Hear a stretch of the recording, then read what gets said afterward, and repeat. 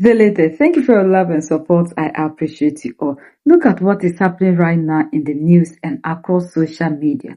If you have been following the news about West Africa, you have probably noticed a very strange pattern. A few months ago, the main stories were telling us one thing. They said Mali was in trouble. They said Mali needed to give up. And they said Mali needed to fix its relationship with Algeria at any cost. Every expert, every commentator, and every major news outlet was repeating the exact same message. They told the world that Mali was making too many enemies and couldn't survive on its own. Now, look at how fast the story changes. As soon as the diplomatic tension between these neighboring countries started to calm down, those same media outlets completely flipped their argument. Suddenly, they aren't happy that things are getting calmer. Instead, they are now claiming that Mali should be ashamed. They are trying to convince you that Mali is failing simply because the political conflict ended. Why are they doing this? Why does the story keep changing? Because they refuse to report what is actually happening on the ground. They don't want to talk about the military reality. Right now, the Malian Armed Forces FAMA is carrying out major military operations in the northern part of the country. They launched heavy airstrikes right along the border with Algeria. These were not random targets. The military went directly after massive fuel storage sites. Why? Because fuel is the lifeblood of these TT groups. These depots were being used by groups like the FN and their allies to keep their trucks moving, to power their camps, and to launch attacks across the region. The same Terroro who said that Mali had to be reconciled with Algeria and avoid creating enemies, now say that Mali is a disgrace because the diplomatic feud is over good today. The Malian Air Force carried out massive airstrikes against fuel depots used by FN-HIM terrorist groups in northern Mali. At the Algerian border, why you avoid talking about the results of the Russo-Malian operation in the north and everywhere in Mali? That hurts terrorists extremely. Because they complain. You don't talk about the fuel shortage blockade anymore. Electricity from the destabilization of Mali, of the capture of Bamako by the terrorists, or the fall of Bamako. Plus a word about Kidal. What was even on TV? To say that Mali is suffocated by the fuel crisis no longer speaks. Those who announced the imminent fall of evil after the head of the 25th of April no longer speak either. The cave is elsewhere. In the diplomatic rapprochement between two countries, neighbors worse, we still had the right to this kind of propaganda on RFI. The Russians negotiate their departure from Mali. Those who repeated without command the 25th of April today don't talk about it in 2023 anymore. The Horned One announced the collapses of Irel, claiming that Bamako was already surrounded 3 years later. Himself no longer speaks. We can even see trolls tearing up the Malian passport, as if it would change. Whatever it is in the daily life of Malians, Somali traumatizes you and gives you so much insomnia that some people go crazy. Force to the army, force to the people. August 2026. People of Africa, receive our greetings too. No truce with armed terrorist groups. Because we see it on some media, in reality it's not true. Operations continue, and almost every day, our staff issues a communiqué in this sense. No more than today, terrorists have attempted an ambush in the vicinity of the Tombouctou region, which is therefore called the province of Tombouctou, with an improvised explosive device. Very quickly our army reacted with vigor. Air rescue workers intervened in support, and the terrorists who attempted this ambush were put out of action. To harm. The sweep continues in the area.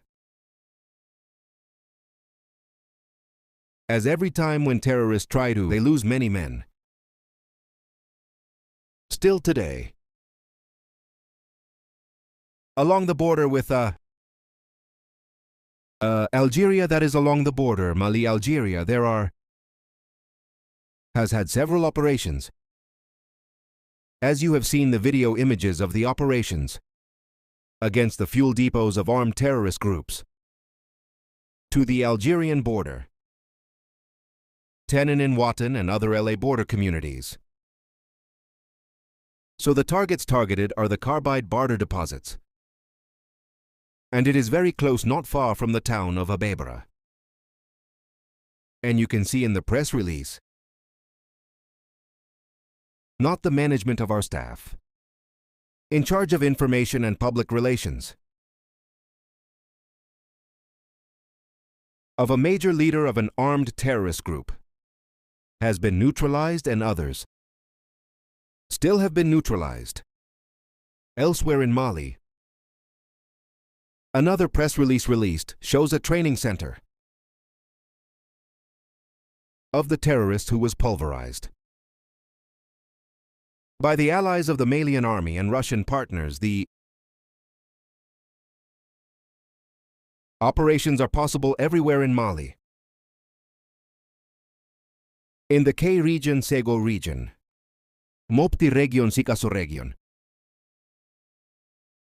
Kidal region, Timbuktu region, Ko region. In all regions of operations are underway. We are trying to find the caches of armed terrorist groups. Yeah. It's people who are hiding more and more. They try to camouflage themselves to mix with the civilian population in some places. But they are quickly flushed out, neutralized, and successfully treated. So today, there was a very large operation of the wave, the Mali-Algeria border, and the many beings have been neutralized. A lot of their material, their pulverized fuel depot logistics.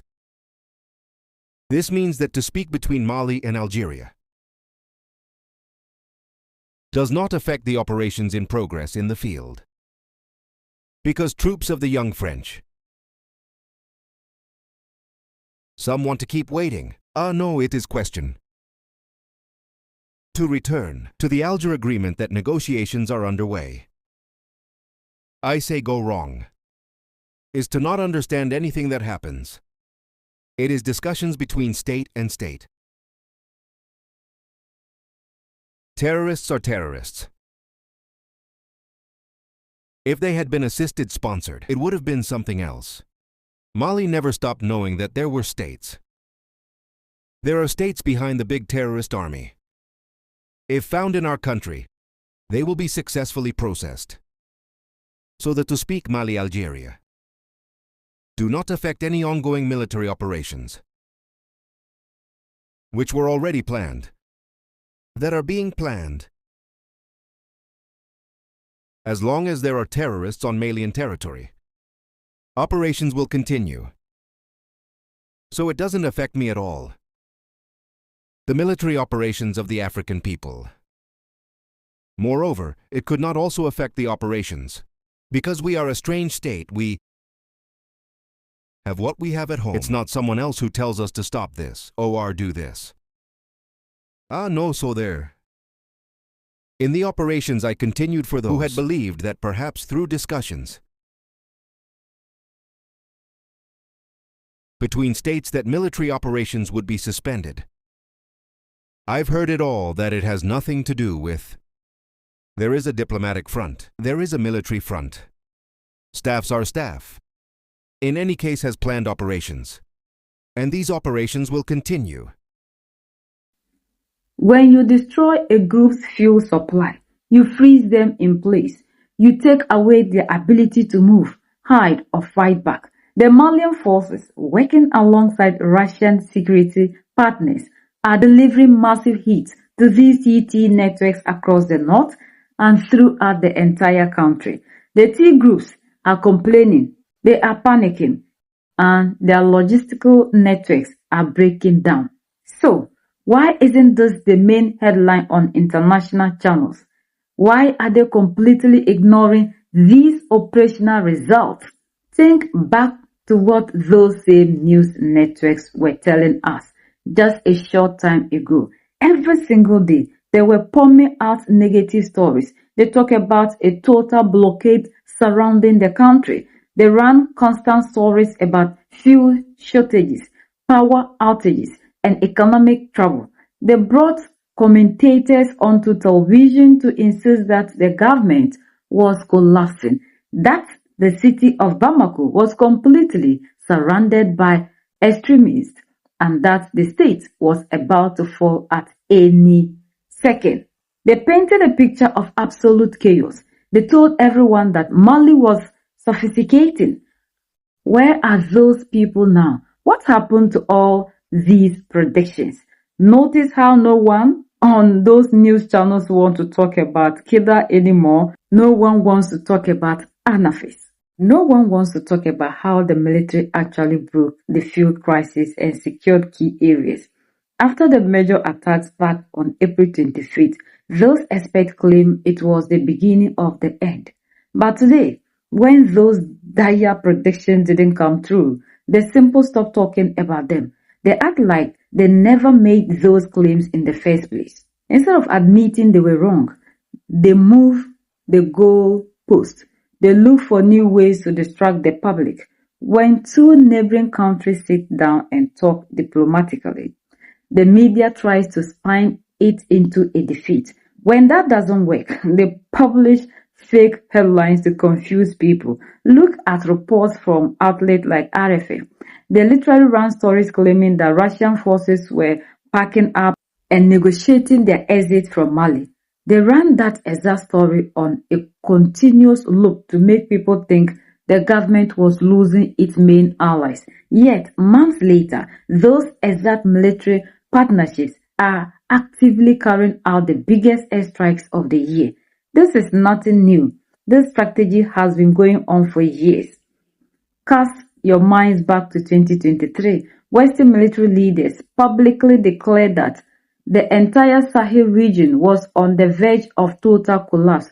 Top officials stood in front of cameras and claimed as a guaranteed fact that the capital city was already surrounded and that everything will fall apart within months. 3 full years have passed since those statements were made. The capital did not fall, the state did not collapse, and the military did not step down. But the people who made those confident predictions have never come back to explain why they were so wrong. When the news stories stop working, the propaganda moves to social media. Have you seen the videos online lately? You have likely seen coordinated accounts and internet trolls filming themselves tearing up Malian passports on camera. They post these videos everywhere, trying to create outrage and make it look like people are giving up on the nation. Think about how silly that is for a second. Tearing up a piece of paper on camera for views does absolutely nothing to change the reality on the ground. It doesn't stop the military operations. It doesn't change the daily lives of citizens. And it doesn't stop the army from securing its borders. It is pure theater designed to create panic where none exists. When you step back and look at the big picture, the reason for all this noise becomes crystal clear. The main problem these critics have is that Mali refused to follow their script. The country's refusal to collapse frustrates the analysts who predicted its downfall. It ruins their arguments, disrupts their foreign policy plans, and keeps them up at night. While they spend their time pushing fake headlines and online distractions, the real work is happening on the ground. The Malian military is taking control of its own territory, securing its borders step by step, and cutting off the supply chains of TT groups. The black man is capable of managing his own affairs. This is massive for our leaders in Mali, Niger, and Burkina Faso. What are your thoughts? If you haven't subscribed, please subscribe, hit the notification and select all. We are the only ones that can set ourselves free. United we stand, divided we fall, and united we keep standing forever and ever. The greatest enemy of the Africans is mental slavery. So let's decolonize ourselves from mental slavery. Let's keep sharing to educate our brothers and sisters. Together we'll make Africa great for ourselves and the next generations that are going to come. So that's the latest around the world. in Africa, West Africa, and in Mali.